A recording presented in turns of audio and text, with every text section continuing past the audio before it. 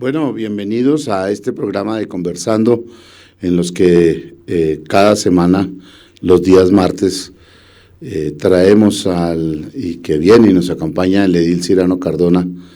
Hoy vamos a hablar de unos temas interesantes, el proyecto estratégico que tiene que ver con la construcción de la alcaldía local de Puente Aranda, su ampliación, en ese espacio que queda contiguo a la sede que está actualmente.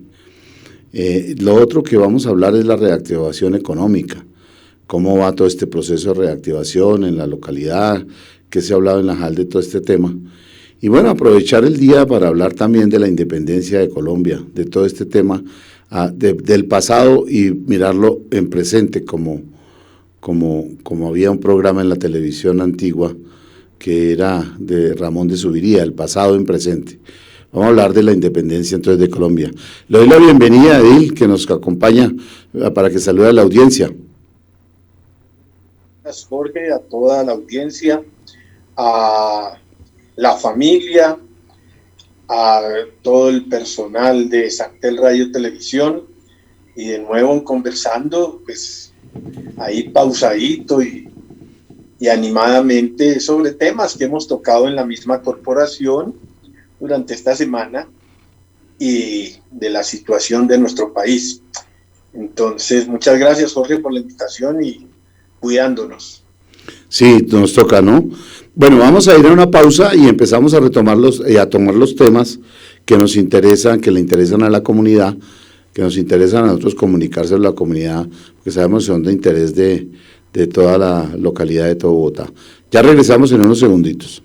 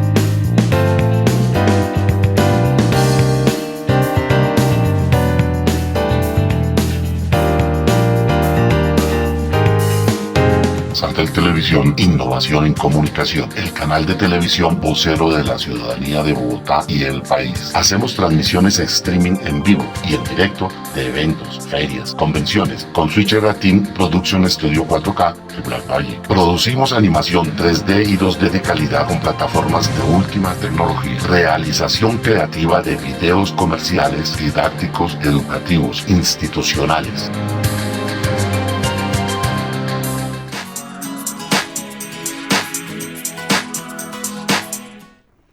Bueno, Edil Cyrano, ¿cómo va eso del proyecto estratégico para la construcción de la alcaldía? ¿En qué va? Eso ya lleva unos años, hay unas platas ya asignadas en los bancos y todo ese proceso que ya se ha avanzado. ¿Usted qué nos puede comentar y la comunidad cómo se puede enterar de qué está pasando con ese proyecto? Siga, Edil, por favor. Sí, Jorge, este proyecto es bastante preocupante porque nosotros en el plan de desarrollo aprobado en el 2016, pues quedó como un proyecto estratégico, es decir, un proyecto de gran envergadura para mejorar la prestación del servicio, para construir una buena edificación que fuera la alcaldía con toda una serie de elementos, de oficinas, de salones, que son muy necesarios en nuestra localidad porque los sectores poblacionales, los sectores de instancias de participación de la localidad, que esas instancias son como unas 33, 34, pues siempre con personas de nuestra localidad que tienen esa voluntad y ese servicio a la comunidad también, pero que lo hacen de manera gratuita, que lo hacen por voluntad propia, que lo hacen por ese espíritu de colaboración, pues defendiendo en realidad intereses de sectores poblacionales o de su misma actividad. Por ejemplo, las mujeres, los LGBTI, los indígenas, los adultos mayores, y todas esas nuevas fuerzas que han salido de sectores de nuestra localidad que requieren un sitio al menos donde puedan encontrarse, donde puedan reunirse, porque todo lo hacen en el parque, en una oficina que alguno preste, en la vivienda de alguno de esos líderes, pero en realidad están inmersos dentro de todo el manejo de la actividad administrativa, están inmersos dentro de todo el proceso del territorio, pero en realidad no tienen el apoyo suficiente. Entonces, nosotros cuando aprobamos este proyecto en el año 2016, pues lo que vimos fue eso, que hubiese un sitio donde encontrarse toda esta serie de sectores con su saloncito, al menos un salón multimodal que pudiera utilizarse por todos los grupos en sus reuniones, que la misma localidad tuviera una casa de justicia que es tan necesaria, es decir, que no se necesitara empezar a buscar que necesitamos la casa de la juventud, la casa de la mujer, sino que tuviésemos aquí el epicentro de toda una localidad, de todo un territorio como son las localidades, y pudiesen desarrollar y allí encontrarse todos.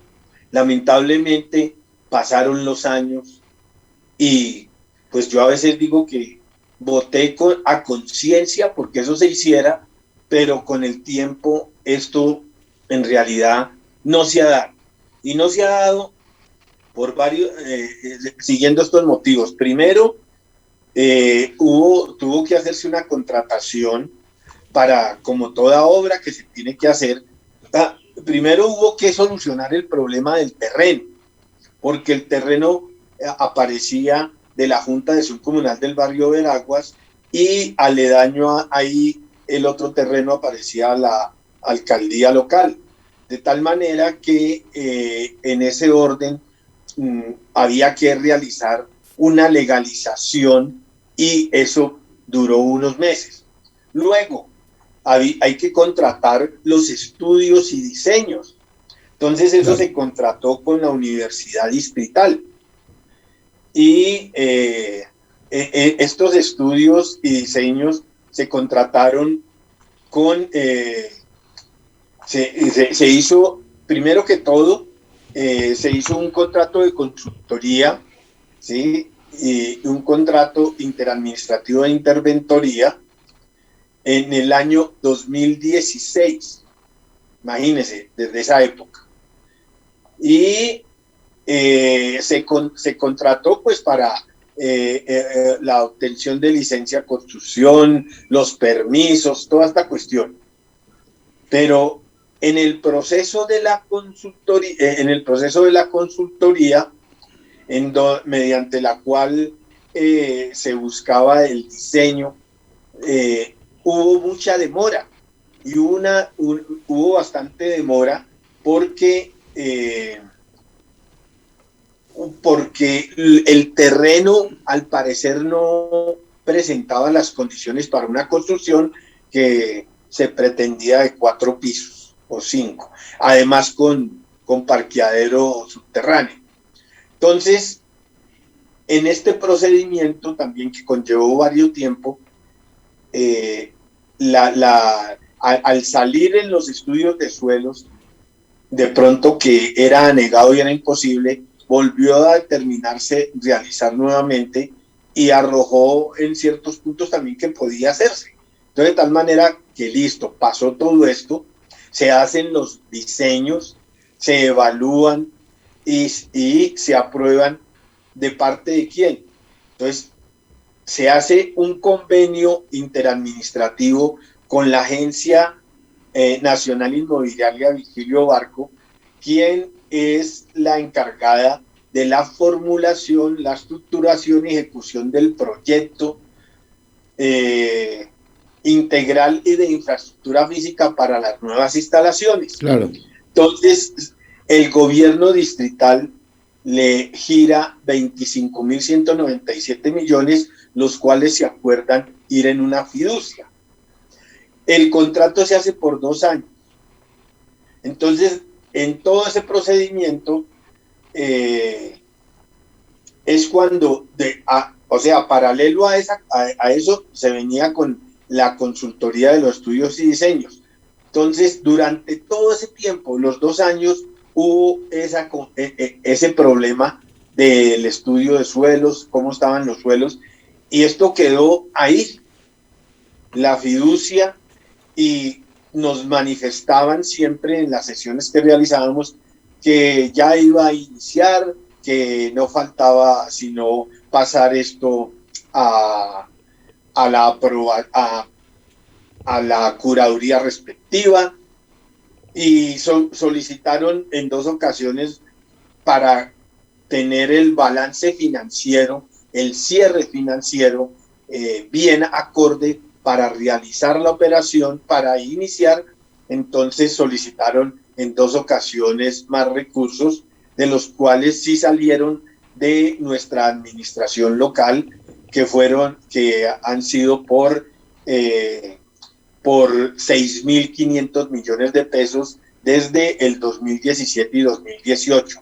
Es decir, la fiducia está en este momento en 31.000 millones de pesos, en 31.804 millones de pesos, y ha producido esa fiducia un rendimiento de 3.000 millones de pesos.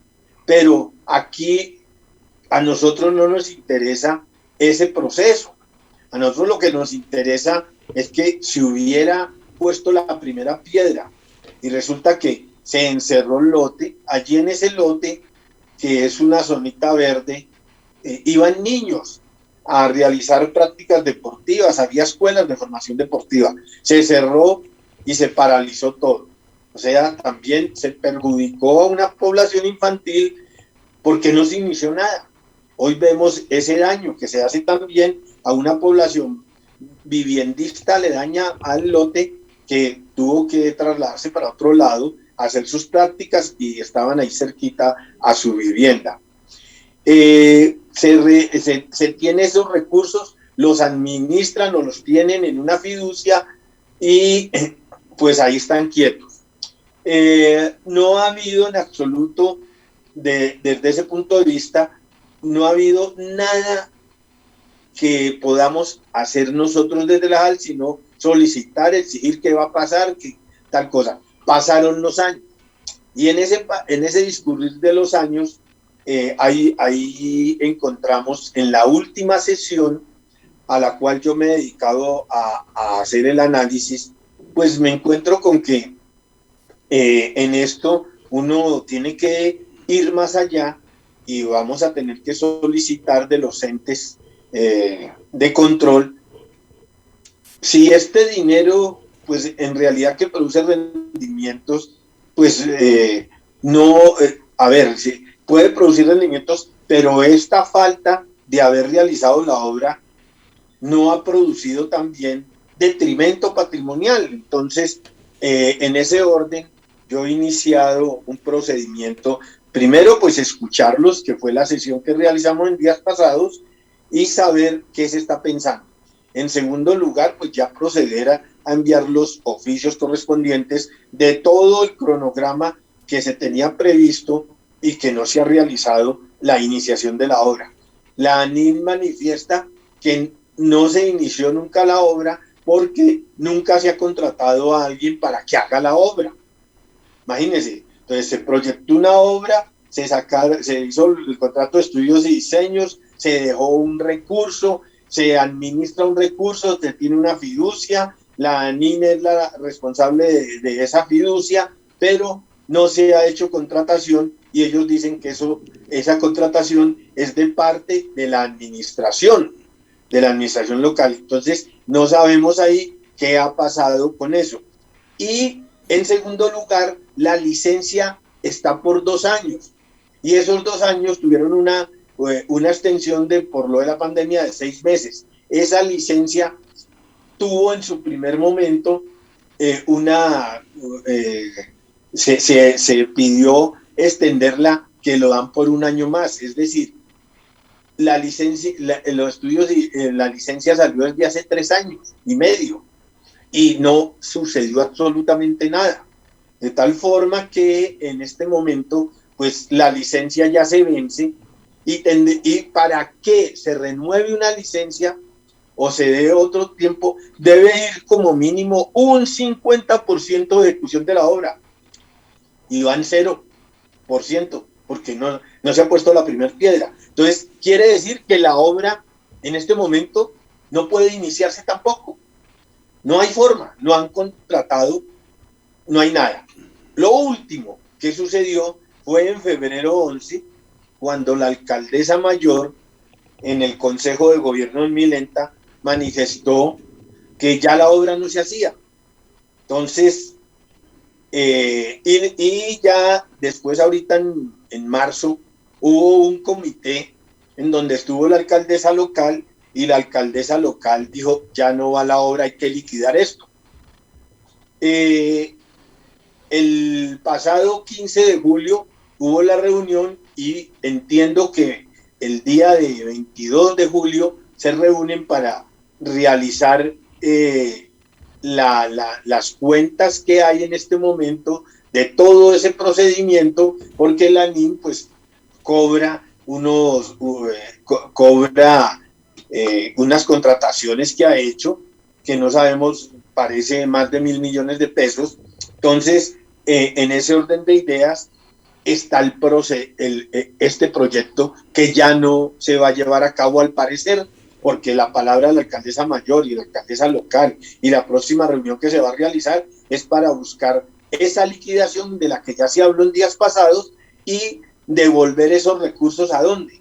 A la Secretaría de Hacienda. Entonces ahí también es a donde personalmente también estoy entrando a decir, pero si son 34.000 millones, tenemos muchas cosas por hacer. Esta localidad, si tuviera unos poquitos recursos más, podría ser una localidad que se puede demostrar ante cualquier, en el territorio nacional, con avances, porque si tiene buenos recursos, pues es una localidad que se puede administrar bien, puede tener buenos proyectos y la gente, somos un estrato 3, a pesar de haber pobreza vergonzante, a pesar de haber muchas necesidades, pero hay cultura, hay buen manejo, y entonces, si esos 34.000 millones de pesos, la alcaldesa mayor ordena que sean para la localidad, tendremos unos recursos para un buen trabajo en proyectos locales que nos va a servir mucho. Y ahí entro a volver a decirle lo que sigo criticando. Los presupuestos participativos, en realidad ese 50% nos ha quitado para ejecutar en muchas cosas como en infraestructura. Y es que no es que la gente no puede pensar que el cemento no. Lo que pasa es que estamos en una ciudad donde ya tenemos cemento. Ese cemento hay que hacerle sostenimiento. Las vías por donde se desplazan vehículos, motos, bicicletas, hasta por donde uno camina, pues deben tener mantenimiento y no dejar que se vuelvan caminos de herradura. Entonces es ahí donde uno dice, no dejamos de recursos porque no tenemos, porque los presupuestos participativos no lo permitieron, y cuando uno le dice a la comunidad, mire, estamos en que yo soy el edil que mantengo diciendo, que tenemos 0 pesos para este año, tenemos 0 pesos para el año entrante, no va a haber plata para vías. Y si aquí tenemos, no recuerdo cuántas viviendas hay, no hay un solo dueño de vivienda que no vaya a solicitar cuando vea un hueco al frente de su casa o de su vivienda que diga, aquí no hay gobierno, aquí no hay nada, aquí no pavimentan. Eso va a suceder. Y los primeros paganos en eso son los miembros de las juntas comunales o los administradores de los conjuntos, porque allá es donde llega la gente. Entonces, sí requerimos, y ojalá la alcaldesa mayor cayera en cuenta y nos diera esa oportunidad de tener esos 34.000 millones bien administrados, con buenos proyectos, que se vean esos proyectos y que perduren, de tal manera que esa es la expectativa. Ya hicimos todo un trabajo de control y seguimiento, ya entendemos que no va a ir la obra, estamos seguros en un 90%, y lo que requerimos es que la alcaldesa, en realidad, así como no nos entregaron excedentes financieros que nos correspondían como 3.000 millones, pues ojalá diga, la localidad de Puente Aranda merece para estos proyectos, pero requiere también para infraestructura en los parques, en las vías, en los puentes. Esa es sobre eso trató Jorge, y es una cuestión que pues en realidad nos preocupa, y me preocupa de manera muy personal, porque ahí hay un recurso y vamos a ver si lo adquirimos para la localidad, Jorge. Edil, pero yo quisiera, yo lo escuché atentamente. ¿Esos 34.000 millones de pesos luego no son asignados a la localidad como tal? ¿O es que la administración puede después destinarlos para otras localidades o para otras cosas? Esa parte, pues uno diría lo que usted dice, ¿no? Bueno, pues no lo invirtamos en esa obra, no lo inviertan en esa obra, pero sí inviertan en la localidad en otros recursos, en otras necesidades. Lo que usted dice, no hay presupuesto para obras, para vías. Entonces, pues, y de verdad hay unas vías aquí en Puente Aranda, porque somos el centro de la ciudad, ¿no? Nosotros sí somos el corazón de la ciudad, porque por aquí pasan casi todas las rutas y todas las personas que van de un lugar a otro, de extremo a extremo, tanto oriente a occidente, occidente a oriente, y de sur a norte o de norte a sur, pasan casi obligatoriamente, tienen que pasar aquí por Puente Aranda, ya sea por cualquiera de sus extremos o las vías que nos cruzan. Entonces, es necesario que las rutas, las vías estén en buen estado.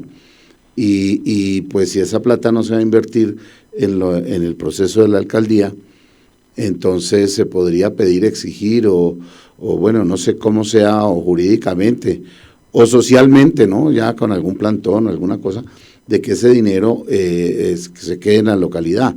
Yo creo que esa es la posición suya, que se la entiendo claramente, y cuáles serían los recursos, digamos, en derecho y jurídicos que tendríamos como localidad para reclamar esos dineros que ya no se van a invertir acá. Esa sería como la posición, ¿cierto, Edil? ¿Usted qué piensa? Sí, Jorge, mire, primero, los fondos de desarrollo local que tienen personería jurídica y manejan sus propios recursos, es los que reciben las transferencias anuales del presupuesto de Bogotá, tal como la ley lo determina para las localidades, para los fondos de desarrollo local, que son el 10% del ingreso corriente, ¿sí?, que tiene la ciudad. A nosotros nos llega, ¿cómo es? ¿Quién maneja los fondos? El alcalde mayor es el gerente de los fondos, de todos, pero delega en los alcaldes locales. Okay, por sí. Eso, cuando usted se da cuenta con lo que sucedió el año anterior acerca del traslado de fondos, el alcaldesa ordenó y se tuvo que cumplir. ¿Sí? Entonces ella cogió plata de todos los fondos de desarrollo local para el programa Bogotá Solidaria en Casa, para llegar con mercados a muchas partes. Hizo unos traslados como el caso de aquí que estuvimos debatiendo en ese tema de Conversando, por 16.700 millones, de los cuales apenas invirtió como 1.600, pongámosle 2.000, ¿sí? Y de resto los regresaron a los proyectos que habían locales. De nuevo, salieron de los proyectos que se habían aprobado para ejecutar en el año 2020 y se regresó. Pero ¿quién lo hizo? Ella fue la que ordenó todo, ¿sí? Por que la ley le permite hacer eso. Ajá. Entonces, ella es la gerente. ¿Qué pasa en este momento? Ella, esos 25.000 millones, porque ya le dije 6.500 millones sí son de la localidad directamente, que se entregaron en el año 2017, 4.500 y en el año 2018, 2.000. Esos sí salieron de la localidad, pienso que deben regresarse a la localidad, pero los 25.000 salieron de la Secretaría de Hacienda de la Tesorería del Distrito, pero con una dirección que fue para construir en la localidad de Puente Aranda. Entonces, ahí es donde tenemos que entrar, que esos recursos iban para la localidad de Puente Aranda y que por favor pues los devuelvan a la localidad para hacer otras cosas. Eso es lo que tenemos que hacer. Yo vivo pendiente de eso. Personalmente he escrito a gobierno, al CONFIS, a la alcaldesa mayor sobre ese tema y diciéndole que hay proyectos, por ejemplo, dotación de computadores a los niños en los centros educativos. Qué importante sería. Oiga, Jorge, hasta he llegado a pensar que la vacuna, de pronto, por ejemplo, no se sabe cuánto tiempo la vacuna a uno tengamos la vacuna que nos proteja. Entonces, no sabemos el año entrante si se necesita la vacuna, porque eso va a ser como la influenza, que cada año necesitamos de ella. Entonces, esta vacuna también va a ser necesaria. Ojalá uno no le dé muy duro una cuestión de estas, ojalá tengamos salud, en fin, pero sí, claro. Yo pienso que la vacuna también va a ser presupuestalmente de parte, ojalá el gobierno nacional lo cumpla, pero si vemos lo que ha venido sucediendo, entonces las tardanzas, las demoras, todo, entonces resulta que yo he llegado a pensar también que anualmente va a tocar para la localidad, por ejemplo, como propuesta desde lo local, que pueda haber vacunas para la población nuestra a tiempo, porque este bicho es mortal, ya lo sabemos, ya tenemos las cifras, y usted sabe. Entonces, yo he escrito a la alcaldía sobre que se necesita para computadores a los niños, se necesita para proyectos que quedaron muy por debajo de lo que anualmente se presupuesta de acuerdo a los presupuestos participativos, claro, que se necesita para la infraestructura, que se necesita para seguridad en otros campos. Entonces, yo creo, Jorge, que ojalá la alcaldesa y ojalá nos pongamos la camiseta todos y promovamos desde ya la posibilidad de que nos lo regresen y nos sentemos todos para definir hacia dónde se deben dirigir toda esa cantidad de presupuesto. Bueno, Edil, pues listo, creo que hemos quedado, tanto la comunidad y este medio, pues les hemos informado, y con usted, gracias a que usted nos da todo lo que ha pasado en las sesiones de la JAL sobre esta discusión que se ha dado, y bueno, esperemos que el proceso avance de tal manera que esas platas sean reinvertidas en la localidad en tantas necesidades que hay en este momento, ocasionadas también por la pandemia y bueno, todas las situaciones que han estado pasando en el país. Vamos a ir a una pausa y retomamos el siguiente tema, de tal manera que podamos avanzar y el programa nos dé las luces de otros temas que también tenemos. Ya regresamos.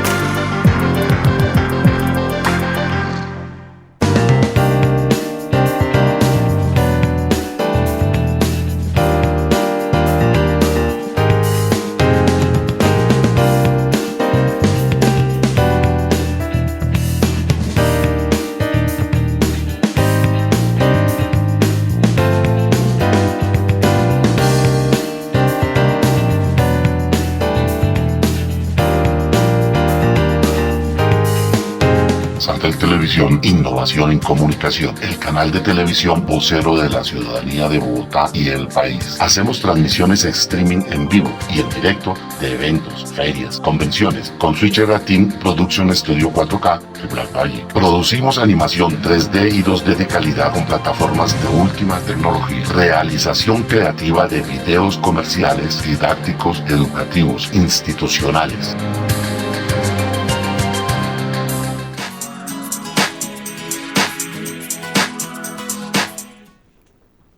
Bueno, Edil, regresamos nuevamente a ustedes los televidentes y los que nos escuchan. Gracias por estar ahí entendiendo y escuchando lo que tenemos para comentarles. Bueno, vamos a hablar de reactivación económica, cómo se ha visto todo este desarrollo y cómo la JAL ha estado interviniendo con los ediles para lograr esta reactivación. ¿Qué planes se han logrado establecer? ¿Cómo ha estado todo este proceso? Quisiera preguntarle, Edil, sobre este tema para que la comunidad se entere. Siga, Edil, por favor. Gracias, Jorge. Bueno, Jorge, pues la verdad que no es fácil este tema, es siempre un poco complicado, porque lo primero que la comunidad debe saber es que en el año 2000, inicios del 2020, la localidad contaba con 42.000 inscritos en la Cámara de Comercio, la localidad. El 95% en esta actividad empresarial y comercial son MIPYMES, ¿sí? Entonces, y en su mayor porcentaje, con 2 o 3 personas solamente trabajadores. Más de 10 trabajadores, pues no era muy alto el porcentaje, a pesar de que pues somos una localidad catalogada empresarial, industrial. Sin embargo, esta localidad ha ido decreciendo en eso porque la dificultad en el acceso, por ejemplo, 2, los costos, es decir, los impuestos, y a muchos empresarios se les facilitó irse hacia la región. Entonces, nosotros nos encontramos en nuestra localidad en sectores de la parte industrial, también con bodegas desocupadas desde hace bastante tiempo. Entonces, independientemente de eso, Jorge, pues de todas maneras creemos que ya la pandemia pues no solamente nos molesta en salud, sino que económicamente nos perjudicó totalmente. Y perjudicó tanto que hoy en día, según las cifras, a abril de este año, de la Cámara de Comercio que consulté, hay 15.600 empresas, MIPYMES, y del 95 hemos pasado a que el 99% son MIPYMES. Entonces, es una cuestión difícil, es una cuestión que en realidad nos pone en alerta, y que uno trata de entender en ese caso a la administración en la búsqueda de mejorar condiciones. Y en ese orden de ideas, pues de todas maneras, creo que han salido bastantes proyectos para tratar de alivianar ese peso tan fuerte, ese peso tan duro que ha sido el de esta reactivación económica. Entonces ya hoy en día encontramos que nos encontramos con que hay varias apuestas de parte de la administración, entre las cuales encontramos, y le voy a enviar todo esto, porque en el informe que nos da la Secretaría de Desarrollo Económico, pues nos da una serie de proyectos de reactivación económica que van desde apoyo económico, de créditos y de asistencia y apoyo a todos los emprendedores. Entonces, por ejemplo, le voy a dar unos títulos: Bogotá Emprende, Bogotá Responde, Bogotá Te Conecta.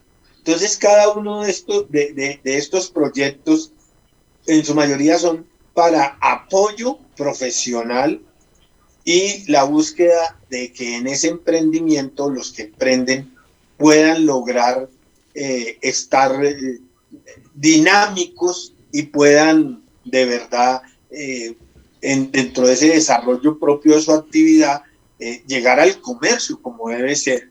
O también el de que ellos puedan acceder, ¿sí?, a ese apoyo económico a partir de Bancoldes. Pero hay bastantes proyectos que se tienen, y la verdad, yo lo que le digo a la gente en este orden es, hay que meterse en la página de la Secretaría de Desarrollo Económico, porque es que esto de la reactivación económica, pues los recursos tienen que partir de la administración central. En una localidad los recursos son ínfimos, y lo que aquí se necesitan son miles de millones de pesos para una buena reactivación. Entonces la localidad es ínfimo lo que puede hacer. Además, en la localidad pues tenemos dentro del presupuesto, y por eso hay que establecer que la localidad le toca muy difícil, porque voy a dar el ejemplo en cifras concretas más o menos. La localidad recibe 27.000 millones de pesos año 21. De los 27.000, el 45% se llama componente inflexible, y está todos los proyectos de ingreso mínimo garantizado, que son unos recursos que tienen que ir a la población vulnerable y pobre de la localidad como un subsidio de apoyo a toda la gente.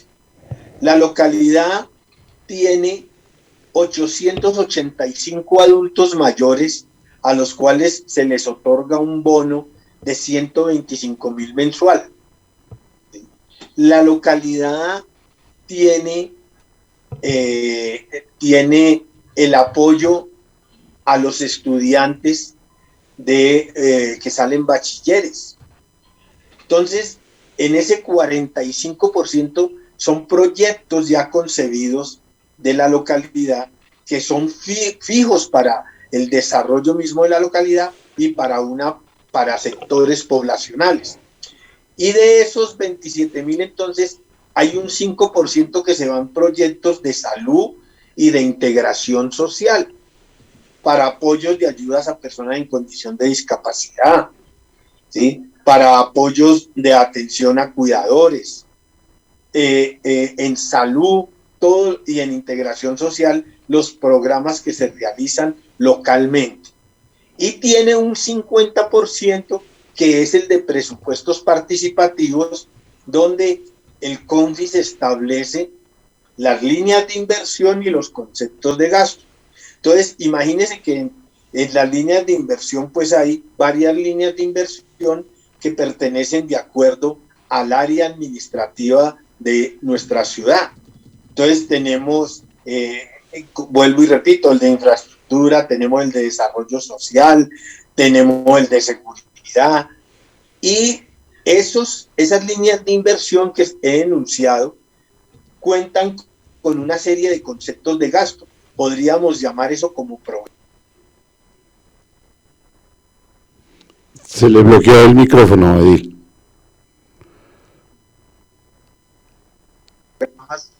Ya.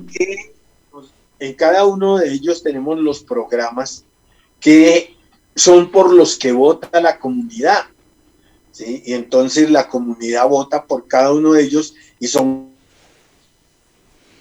Se lo bloqueó. Programas. Esos 45 programas pues son el 50%, en este caso de 27.000 son 13.500 millones.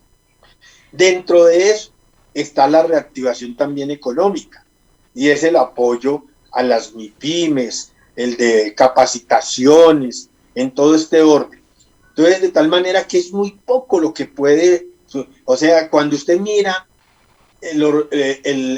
los presupuestos que hay asignados a cada una de estas, a cada uno de estos conceptos de gasto, pues están en 200 millones, 300 millones, máximo 350 millones, entre 46 conceptos de gasto que tuvimos en los presupuestos participativos. Entonces, por ejemplo, usted dirá, ayuda a las MIPYMES,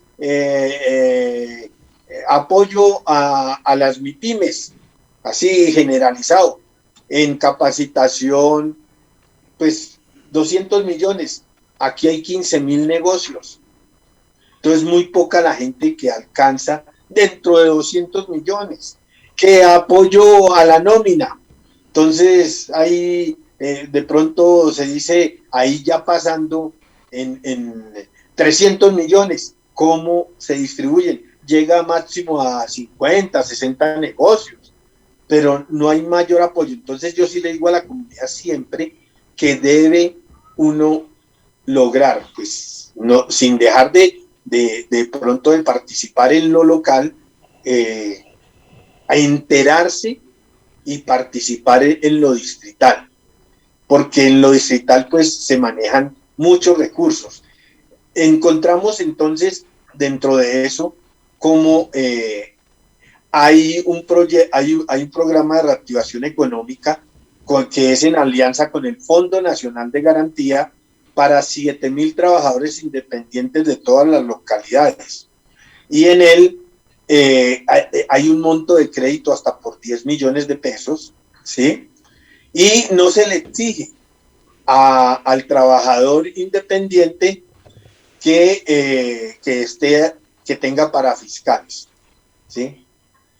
De otro lado, existe el de los mercados campesinos. Ese es otro proyecto que va avanzando, en donde pues se realizan directamente del campo al consumidor, ¿sí? Hay una meta que busca tener unos 486 mercados en nuestra ciudad, y en las plazas de mercado de nuestra ciudad se está llevando a cabo un procedimiento de esta naturaleza, volviendo a buscar que la gente llegue. Claro está, Jorge, que yo tengo mis reservas sobre estos proyectos, sobre este proyecto. ¿Por qué? Porque nosotros somos unos sectores también de tenderos. Y usted se ha dado cuenta que mucha gente en los barrios vive de vender el lichigo, de vender en sus tienditas aún. No han podido acabar las tienditas de barrio. Entonces, cuando yo coloco un mercado campesino cerca de estas tiendas, pues le estoy compitiendo también a los que los que viven del día a día. Entonces, hay cosas que hay que revisar muy bien sobre ese tema, ¿sí?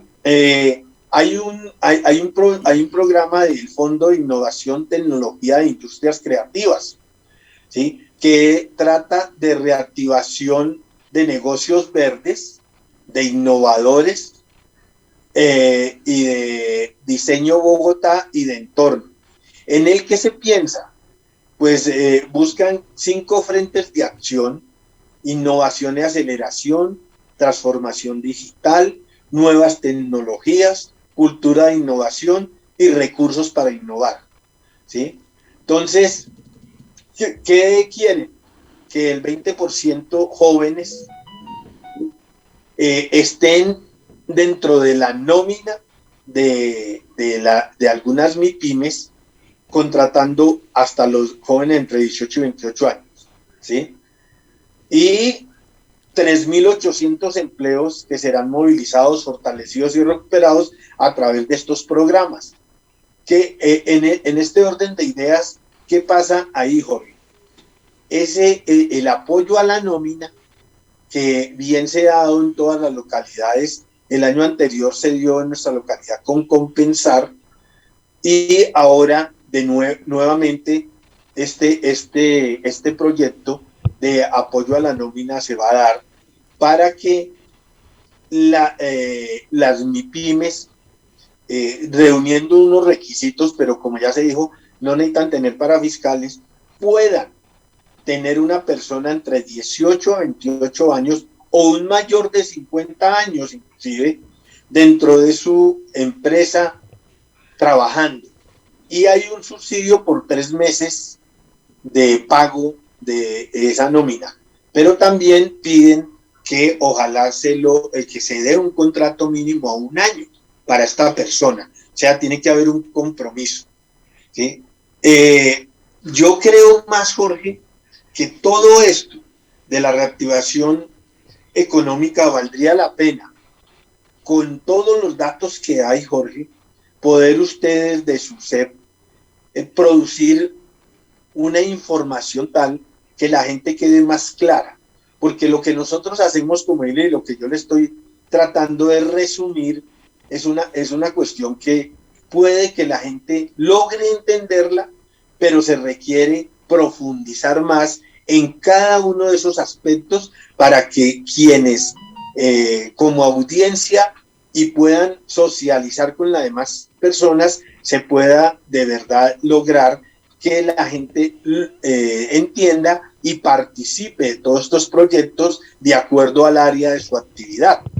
Sin embargo, nosotros estamos a disposición y de enviar todo esto que a nosotros nos llega, que además, Jorge, por lo general me caracterizo por reenviarle a los chats a la gente, las invitaciones a la JAL también, lo hago todos los días para que la gente, ojalá en el tiempo que tenga de nuestras sesiones, esté atenta y participe de esa misma manera. Entonces, hay bastantes cosas que vale la pena y que de verdad se extiende uno aquí y a veces confunde. Entonces, yo sí quisiera, Jorge, en este campo, que podamos hacerle llegar a la gente todo esto que tengo acá de respuestas de la Secretaría de Desarrollo Económico y de la alcaldía local para que la gente participe allá directamente. Edil, entonces, si la gente se quiere enterar de todos esos procesos, ¿cómo, a dónde debe dirigirse, por dónde debe entrar, preguntar qué documentos debe llenar? O sea, todo ese proceso, ¿dónde lo debe hacer, Edil? Lo que le manifesté desde un inicio, Jorge, a la página de la Secretaría de Desarrollo Económico y ella lo va a direccionar. Directamente allá. Ok. Listo. Pues bueno, ahí quedan los televidentes ya y los que nos escuchan, pues enterados de todo esto de reactivación y ingresar a la Secretaría de Desarrollo Económico y mirar cuáles son los planes y programas con los cuales pues, se puede participar desde las localidades, aquí incluida Puente Aranda y todas las localidades de Bogotá. Vamos a ir a una pausa y vamos a hablar de independencia, Edil, en el siguiente tramo que nos corresponde, ya que estamos celebrando el 20 de julio de 1810 y ahora el de 2021. Ya regresamos. Claro.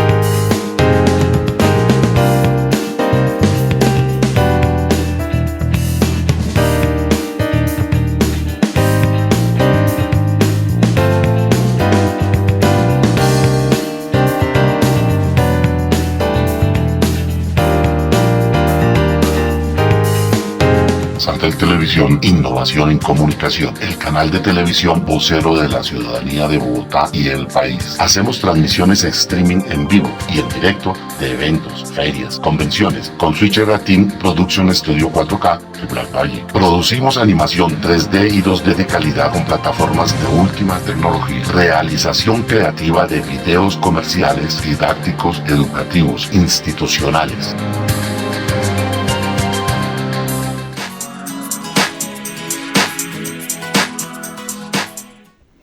Bueno, Edil, ya estamos aquí en el tema para hablar del Día de la Independencia, del Día de un poco de historia de Colombia. Pero bueno, vamos a iniciar con un tema que es más actualizado, que tiene que ver con lo mismo, de que hoy no se llevó a cabo el desfile militar que siempre todos los años se recorre las grandes ciudades.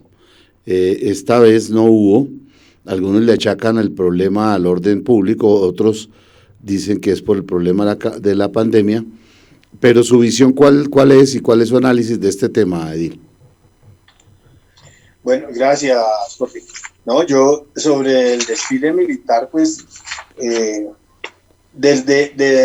como niño es llamativo, es un evento llamativo, muy, pues que le gusta a un niño ver esto y que en realidad, pero de lo de las bandas marciales, ¿no?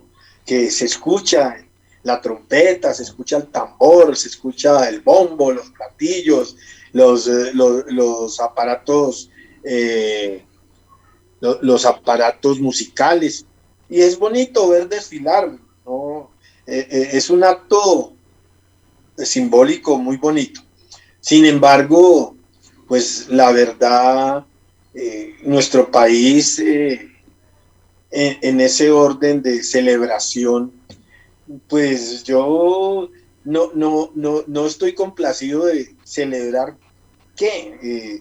Sí, el 1810, lo que sucedió ahí en la plaza, pues vaya y venga ya, porque lo que yo tengo más claro en la medida de los años, y la verdad que a veces me da culpa, a veces de cosas que uno ha sufrido de engaños con estas apariencias en los gobiernos, pero lo que sí desde muy temprana me di cuenta que somos un país muy dependiente, somos un país también tercermundista, somos un país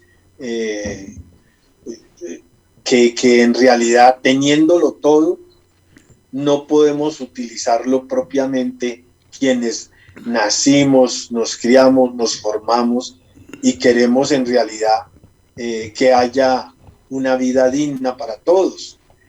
Y que lo que sucedió en esa época, pues prosiguió ya con otros, porque en esa época quienes estaban en el virreinato y que tenían todos los impuestos, y por qué la gente protestó, pues fue por eso mismo que hoy sucede.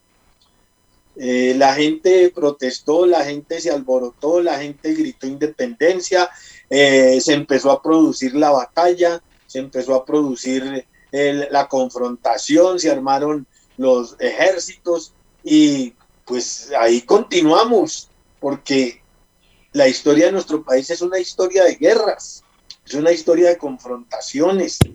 Durante todos estos 211 años hemos estado inmersos en que termina una guerra e inicia otra. Entonces, la verdad que salimos de una y estamos en otra. El país está protestando, su pueblo, hoy en día la juventud, las mujeres piden mayor igualdad y lo merecen. Los jóvenes piden mayores garantías para su vida digna, lo merecen. ¿Sí? El pueblo requiere de salud, que el Estado cumpla con la función de ese derecho tan fundamental que es el de la salud, porque lo merecemos. Y entonces estamos ante una situación en donde pues más vale es que estemos pensando en mejorar las condiciones de vida de los colombianos, que pues en hacer una revista, y más aún, ahora sí también, hay que decirlo, en este momento con la pandemia una aglomeración es perjudicial. Eso hay que aclararlo y decirlo con toda la sensatez del mundo. Una aglomeración contribuye a que puede haber una persona y multiplique ahí por la gente que hay, se contamina mucha gente. Y esto es verdad. Entonces, pues independiente de que uno la protesta social la apoye, hay que tener sumo cuidado. Y uno le dice, y yo con sensatez apoyando esto, le digo a la juventud, tengan cuidado, porque es que pueden ser, como yo siempre lo he dicho desde el inicio de la pandemia, hay unos que se creen superhombres, pero respeten al otro. Y el respeto al otro es cuidarse de poderse contaminar y contaminar al otro. O respeten a la familia, a los padres. Entonces, en ese orden de ideas, sí, la aglomeración es de cuidado. Y segundo, pues de todas maneras, el pueblo está alborotado. Y al estar alborotado, uno no sabe qué pueda pasar en una revista militar en donde están andando, desfilando, escuchando uno los acordes de la banda marcial, y pues aquí en este mundo hay de todo. Entonces es mejor evitarlo. Es decir, sobre ambos aspectos, si uno es sensato, hay razones. Y me parece que debemos estar pensando en buscar solución a este país que tanto lo requiere, tanto lo necesita, y ojalá las cátedras en los municipios se diera sobre una verdadera historia también y sobre la realidad que vive el país, y no de pronto el discurso amañado. Bueno, Edil, pero digamos que usted considera que después de haber pasado 211 años desde que se declaró la independencia y empezó todo este proceso, ¿de verdad tenemos independencia? ¿Somos un país que puede decidir por sí mismo para lograr un futuro mejor? Partiendo de la misma base que usted plantea, que tenemos muchos recursos.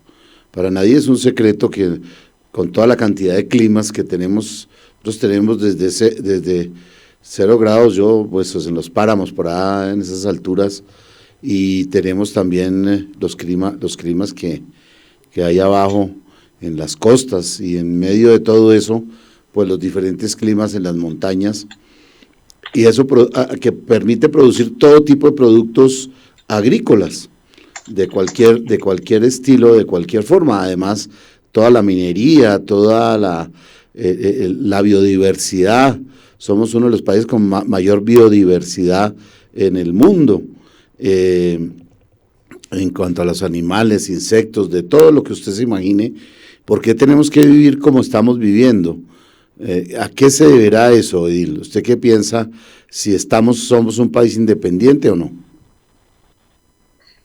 Sí, Jorge. A ver, lo primero, se lo había manifestado, nunca hemos sido independientes en realidad, hemos sido dependientes.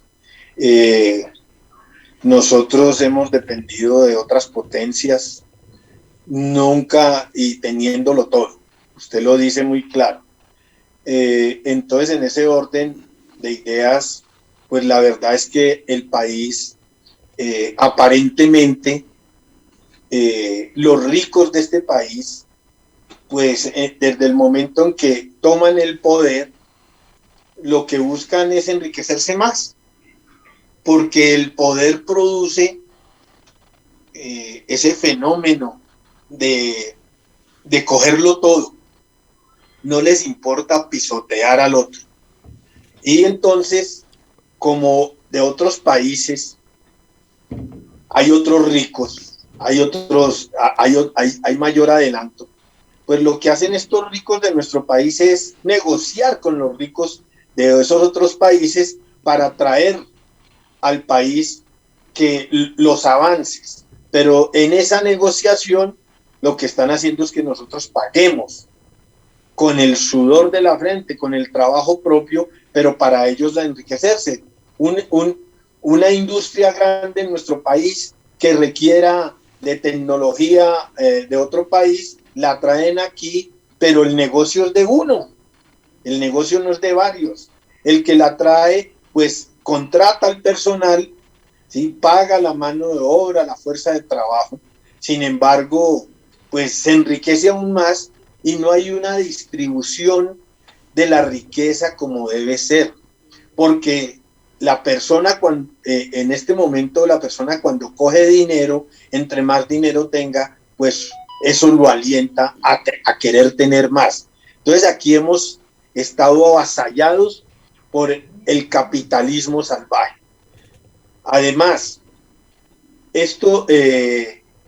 los gobernantes que provienen de estas mismas familias ricas o son respaldados por estas familias ricas de industriales, en su momento, en su época de terratenientes, los dueños de las tierras, pues gobiernan ¿para quién? Para ellos. Y entonces, ¿cómo hacen para gobernar? Pues producen unas normas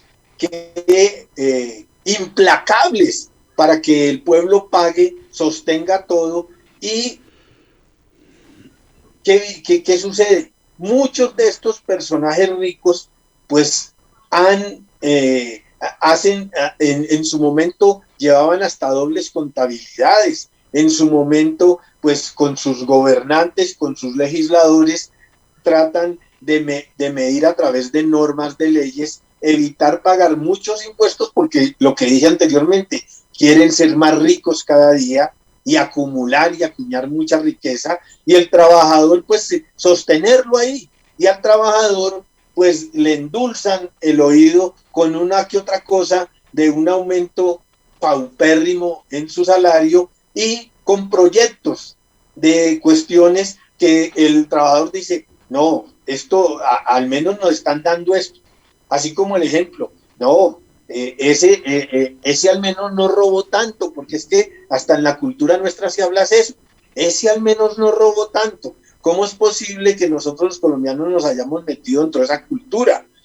Entonces, la verdad, el país sí necesita buscar, porque hay gente también muy honesta, hay gente transparente, hay industriales muy honestos, pero lo que debemos buscar es en realidad que estos industriales, que estos que son honestos políticos, pues que hacen política, pero que son honestos, pues en realidad busquemos esa unidad, en realidad busquemos que el país requiere de sus gobernantes gente en realidad que no esté negociando ni enriqueciéndose ellos y a los que los patrocinan, pero que el trabajador entienda que no temerle a los cambios. El trabajador debe decir, no, el cambio va a servirnos en su momento, porque si el industrial es bueno, si el industrial paga lo que merece, las mujeres, los jóvenes, que tiene a los discapacitados también trabajando, pues ese industrial no merece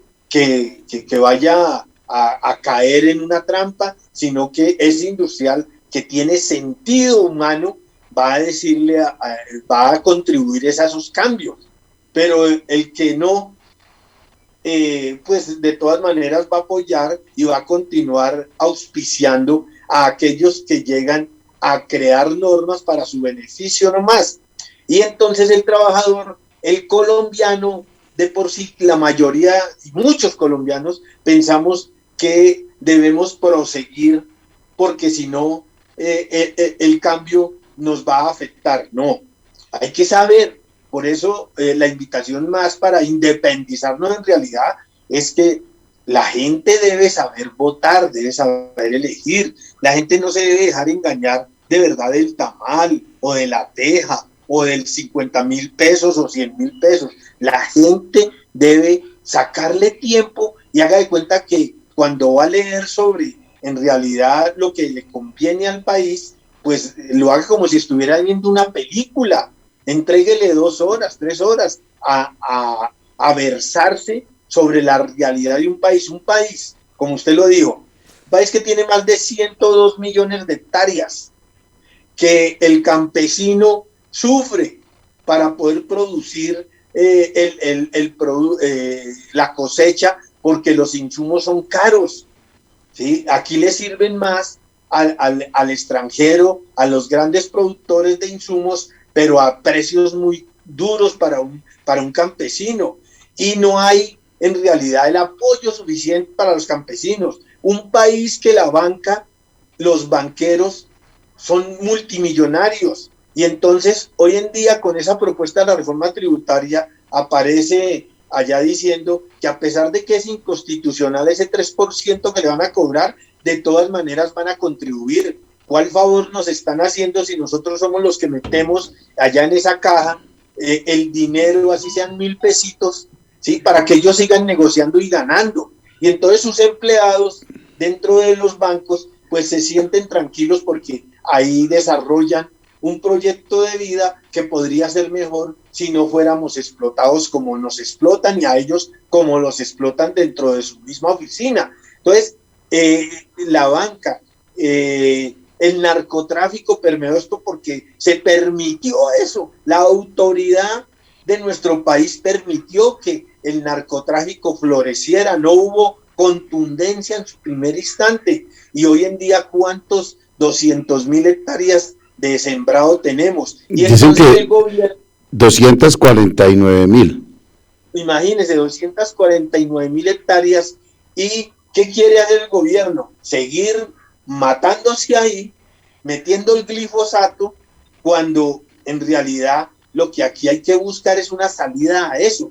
Y hay que buscarle la salida que en realidad no afecte los terrenos, la tierra, no vaya a producir efectos contra la salud del campesino, de los que viven, sino que busquemos otra salida, ¿sí? Erradicar manualmente, pero pagar bien. Buscar qué producto se puede sembrar ahí en lugar de eso, pero pagando bien. Pero aquí no, aquí la pandemia llegó, se sacaron billones de pesos para la banca. ¿Y a quiénes les llegó la plata? A los grandes industriales. Y entonces a ellos sí les produjo grandes billones de pesos. Jorge, billones de pesos le ganaron los banqueros y los grandes industriales. El campesino, así como hace un momento le decía, aquí lo mismo, el trabajador en la ciudad o el microempresario buscando 10, 20 milloncitos y le piden que ponga, mejor dicho, que si no paga, le cortan la mano, porque así son los banqueros. Entonces, la verdad, no somos independientes en nada. Aquí estamos estamos en un globo donde nos tienen encerrados y no nos permiten casi respirar. Es necesario que busquemos salidas. Yo no estoy diciendo que aquí tenemos que ser comunistas. No, es que dentro del mismo sistema que tenemos debe haber equidad, debe haber igualdad, debe haber libre mercado, sí señor, pero debe haber honestidad, transparencia, luchar contra esa corrupción en realidad. Este país es de regiones, Jorge. Entonces, sí, si este país, en lugar de tener tantos departamentos, debería tener regiones. Este país, en lugar de tener de verdad tantos congresistas, debería tener menos congresistas. Pero ahí no se calma todo, porque aquí el industrial evade, el industrial patrocina a estos legisladores que les sirven para que ellos se enriquezcan y produzcan, pero no distribuyen bien con sus trabajadores y con el pueblo en general. Pero sí salen a través de los medios y eso lo ve uno en nuestro medio. Nosotros, por ejemplo, aprobamos proyectos de apoyo a la juventud, a los niños, a los deportistas, a los culturólogos, pero eso nunca aparece en un medio de comunicación. Lo que hacemos desde la base, con dificultades en las juntas administradoras locales. Pero vaya y entonces aparezca uno de estos ricos banqueros llegando a un hospital, con el respeto que me merece cualquier enfermo que se encuentre, ¿sí? Llegando a un hospital o llegando a una clínica o a una fundación de niños con discapacidad. El gran industrial está dando regalos de Navidad a los niños con discapacidad de la fundación tal. Eso lo sacan con bombos y platillos. ¿Y cuánto se está ganando? O los grandes ricos de este país creando fundaciones y cuando nos damos cuenta lo que están evitando es pagar impuestos. Eso sucede en nuestro país, el engaño, la trampa, la deshonestidad. ¿Y de dónde proviene eso? Pues de unos españoles que así provengamos de nuestros indígenas, de donde venimos nosotros también, ¿sí? Porque aquí se creen de muy blancos y de otro estereotipo, mucha gente, y no se dan cuenta que nuestros aborígenes son nuestra sangre y que fueron asesinados y que vinieron aquí con el arzobispo de allá, con el caballo y la lanza para acabarlos y aniquilarlos. ¿Sí? Sí, con el permiso de la iglesia, claro. y aniquilando y robándose el oro. No, entonces, es que desde esa época hasta ahora se han llevado todos los recursos y hemos sido tan ricos que se siguen llevando y todavía hay suficiente. En estos días descubrieron unas nuevas minas de oro y más yacimientos de oro en algunas de las minas que ya estaban explotando. Pero bueno, se nos acabó el tiempo, de verdad muy, muy triste terminar el programa así, pero entendiendo que bueno, desafortunadamente pues tenemos la riqueza, pero no la sabemos explotar. Edil, muchas gracias, nos vemos en el próximo. Tenemos que, de verdad que esto merece lectura, merece comprensión, que la gente deje de ser apática, porque nos quejamos todos los días, yo me quejo, todos nos quejamos de alguna cuestioncita, pero debemos ir al epicentro del problema y saber escoger, porque de todas maneras es una democracia, y en una democracia debemos elegir, pero debemos saber a quién elegir, debemos escuchar muy bien el discurso de cada uno. No seamos fanáticos ni por el de la derecha, ni por el de la izquierda, ni por el del centro. Yo le invito a la comunidad a que nos pongamos en blanco y escuchemos a todos. ¿Y cómo quiero yo vivir en mi país? ¿Que el Estado me dé todo o que haya libertad de todas maneras?